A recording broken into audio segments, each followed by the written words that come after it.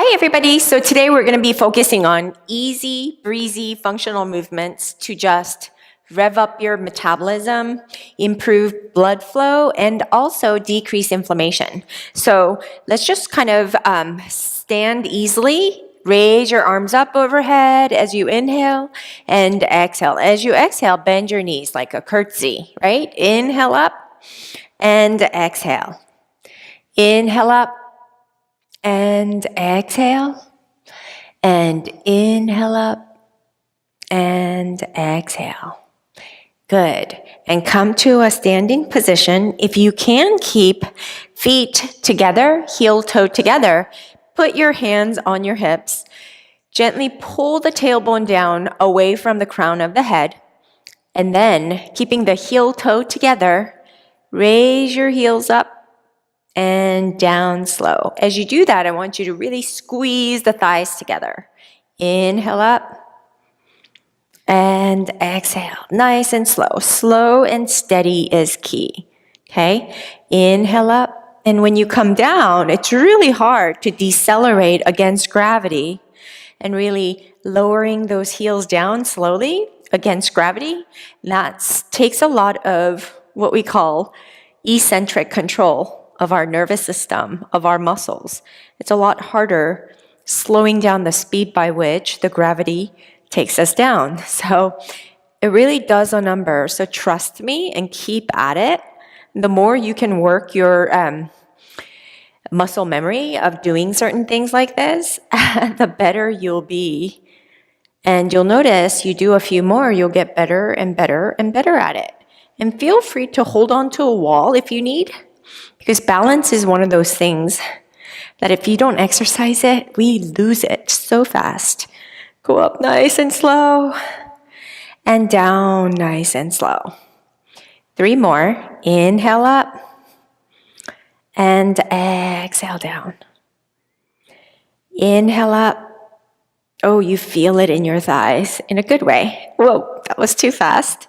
Last one. Inhale and exhale. Good job. Let's just shake it out. Shake it out. What I want you to do is just march in place, but very deliberately, right? Lift your left knee up and then down slow. Right knee up and down slow. Left and down. Just warming up our hips, learning to stand on one leg over the other. See if there's a less transition, like leaning to lift, not like that, but being balanced to lift up and holding your own, balancing on the opposite leg, nice and slow, intentionally. This one's gonna be a little bit hard. I want you to keep your knee straight and go up as high as you can, toes up. It's a lot harder, right? Hold it and down. See what you can do. Right leg up and down. Left, hold. And sometimes it's going to shake a lot, right? Because this is really hard. It works your core. It works your hip flexors. And so your body might not like that so much. We don't work those muscles very often. One more on each side. And down. Right side. And down. Good job.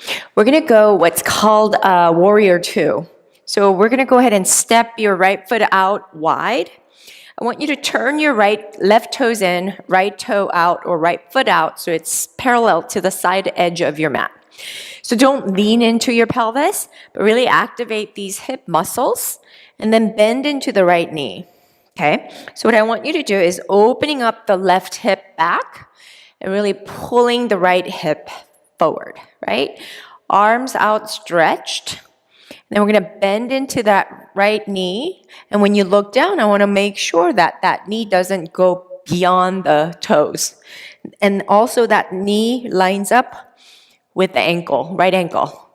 And we're going to do that 10 times. That's 1, and down, and up, 2, 3, and back, 4, and back, 5, and back. 6 and back. 7, 8. I know it starts to burn, right? Hang in there. Don't feel like you have to go down as deep, but really get your bearings and make sure that both feet are carrying even amount of weight. So I'm going to turn my right toes in, do the exact opposite on this side. So really opening up my right hip and right hip back, rotating it back, and my left hip is rotating forward. I'm going to look down, arms out, stretched again, sink my hips down, and make sure that left knee lines up with the left ankle and sink into the left hip. So here, we're going to go 1 and back. Really moving slow makes you be so honest and really honest with yourself about where you're missing or weakness is. Because a lot of the times we can push through certain poses or movements if we go really, really fast. But that's not allowing our muscles to grow and get stronger. And it's a tiny little postural muscles that really need a lot of screwing in and tightening and stabilizing, which is key to doing anything efficiently and effectively.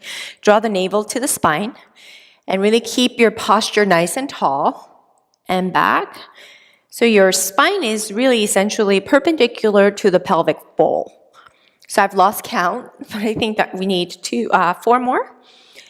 Sink down and back, and sink down and back. Sink down and back. Lower your arms, and you see how like just having them up there is a lot. Turn your left toes in, or both toes in, and I'm going to bend my knee slightly and walk my hands all the way down. And see if I can sink my hips down and lift them. Actually, for this one, I'd like you to turn your toes out a little bit. Sink your hips way down and back. And it's a lot of stretch into your hips. And back. And sink and back. Do the best you can. Don't feel like you have to sink all the way down. This might be just enough, right? Do the best you can. And back. Sink your hips down and back. I'm going to keep my knees bent and bring my upper body back up. And I'm going to come all the way up and down. We're going to sink my hips down. Inhale up and exhale. Nice and easy. Inhale up and exhale. It doesn't matter how often you go work out or exercise. I think it's a lot more effective for you to be doing little spurts of exercises throughout the day like this, as opposed to feeling like you have to be at the gym like for an hour or go for a long hike, doing it once a week. You want to be doing this throughout the day so that you bring awareness back to your body, as well as to be responsible and be honest about how you're holding yourself up against gravity, right? Because the key thing is to make sure that all of our muscles are supporting our structures, which is our joints. And down, and back up, and back. Heel toe your feet together. However way you can get down on the floor, I want you to go ahead and do that. And then sitting up nice and tall, bring your left heel to your groin. Sit up nice and tall so that your spine is perpendicular to your pelvic bowl. Twist gently to the left. And then bring your left or the right hand in front of you. Lift your left arm up. And then gently bend into the right elbow and stretch into the left torso. Opening up the chest up toward the ceiling. Breathe. If this is feeling a little weird for you, feel free to have your arm outstretched to kind of keep that stretch safe. Take a deep breath in. And exhale. Take a deep breath in and exhale. Take a deep breath in and exhale, come back. Let's do the exact opposite. Bringing my right heel into my groin. And I'm going to twist over to my right side. And then gently bring my hand in front of my left calf. Lift my right arm up and hinge or bend over toward the left side, opening up toward the ceiling. Take a deep breath in and exhale. Take a deep breath in and exhale. Take a deep breath in and exhale. Bring your arm back. And then let's go ahead and bring right heel forward. Bend your knees a little bit and hinge forward a little bit. Come down onto your elbows and do the best you can to straighten your knees. Okay? Take a deep breath in and exhale. And just hold there, stretching into our hips. Take a deep breath in and exhale. Take a deep breath in and exhale. Gently walk your hands back. Close your knees together. Lift your left arm up.